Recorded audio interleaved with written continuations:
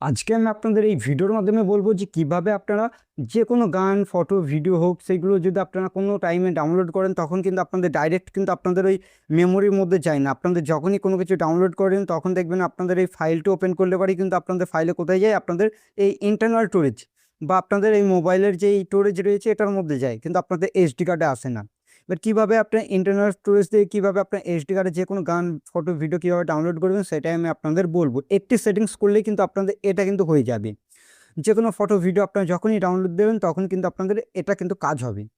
এবার অনেক ক্ষেত্রে কী হয়, ইউটিউব ভিডিওর ক্ষেত্রেও কি সেম আপনাদের এই একইভাবে কিন্তু আপনাদের এসডি কার্ডে কি হয়? আসলে কিন্তু আপনাদের এটা না। এসডি কার্ডে কিন্তু ডাইরেক্ট আপনাদের ইউটিউবের ভিডিও কিন্তু আসবে না।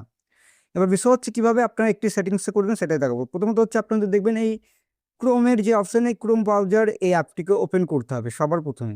ক্রোমটিকে ওপেন করার পর আমি আপনাদের দেখাচ্ছি, এখান থেকে এরকমভাবে ক্রোম ওপেন হবে। এখানে দেখবেন 3 লাইনের অপশন, এই অপশনে ক্লিক করুন। ক্লিক করার পর এখান থেকে একটা অপশন পেয়ে যাবেন ডাউনলোডের অপশন, এই ডাউনলোড অপশনে ক্লিক করে দিন। ডাউনলোড অপশন ক্লিক করার পর এখানে উপরে দিয়ে সেটিংসের অপশন পেয়ে যাবেন, এই সেটিংস অপশনে ক্লিক করে দিন। ক্লিক করার পর এখানে আপনাদের কি বলেছে, এখানে ডাউনলোড লোকেশন এটা আপনারা ক্লিক করুন। ক্লিক করার পর এখানে কি বলেছে, আপনাদের এসডি কার্ড আর এর ডাউনলোড যেটা লেখা রয়েছে এটা হচ্ছে আপনাদের মোবাইল স্টোরেজ বা ফোন মেমোরি যেটা বলছেন।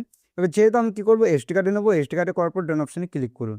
ক্লিক করার পর দেখতে পারবেন আপনাদের এটা কিন্তু এসডি কার্ডে হয়ে গেল, মানে স্টোরেজ সিলেক্ট হয়ে গেল। এবার যখনই কোনো কিছু আপনারা ডাউনলোড দেবেন বা কোনো গান হতে পারে বা কোনো আপনাদের হতে পারে কোনো ওয়েব সিরিজ বা যে কোনো টাইপের আপনারা জিনিস কিন্তু ডাউনলোড করলে আপনাদের মেমোরিতে ডাইরেক্ট কিন্তু চলে আসবে। আর আপনাদের ঝামেলা কিন্তু হবে না যে আপনাদের ফোনের মধ্যে ডাউনলোড হয়ে যাচ্ছে, এই সমস্যাটা কিন্তু মিটে যাবে। আপনাদের ডাইরেক্ট কিন্তু আপনাদের